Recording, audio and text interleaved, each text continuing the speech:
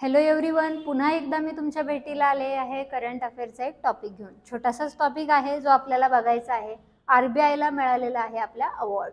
Okay, सगळ्यात आधी RBI बद्दल माहिती घेऊयात. आरबीआय म्हणजे नेमकं कोण आहे? आरबीआय आहे आपल्या देशाची सेंट्रल बँक, म्हणजेच काय, मध्यवर्ती बँक. आता मध्यवर्ती बँकेवर जबाबदारी कसली असते?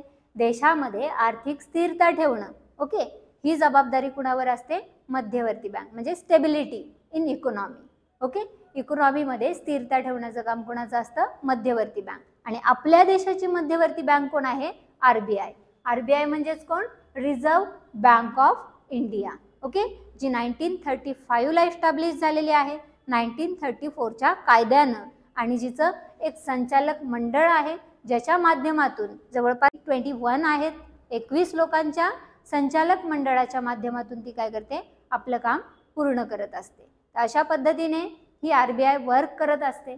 आता कोणता पुरस्कार मिळालाय ते बघूया आपण. Awards to RBI, a leading publication based in London. London मधील एक अग्रगण्य प्रकाशन आहे जे सेंट्रल बँकिंग नावाचं आहे, ज्याच्याद्वारे रिझर्व्ह बँक ऑफ इंडियाला risk manager of the year 2024 हा अवॉर्ड काय केलेला आहे? प्रदान केलेला आहे. आणि आरबीआयला त्याची जोखीम संस्कृती हा अवॉर्ड कशामुळे दिला? जोखीम संस्कृती म्हणजे काय? Risk management based risk manager म्हणून, आणि जागरूकता म्हणजेच काय? इम्प्रूव्ह करणं. रिस्क कल्चर जे आहे आणि अवेअरनेस आहे ती इम्प्रूव्ह करण्यासाठी आरबीआयला दिलेलं काय आहे? हे award.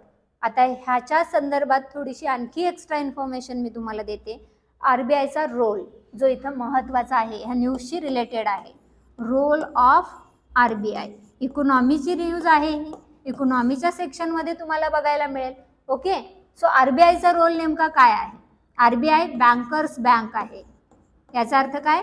Boss bank. Bankers bank, ज्याला आपण काय म्हणू? Boss bank. आरबीआय कोण आहे? बॉस बँक, जिचं दुसरं काम काय असेल? स्टेबिलिटी इन इकॉनॉमी, आर्थिक स्थिरता ठेवणं. आणि ही स्थिरता ठेवतानाच तिला रिस्क पण मॅनेज करावी लागते. ओके, त्यामुळेच तो अवॉर्ड मिळालाय.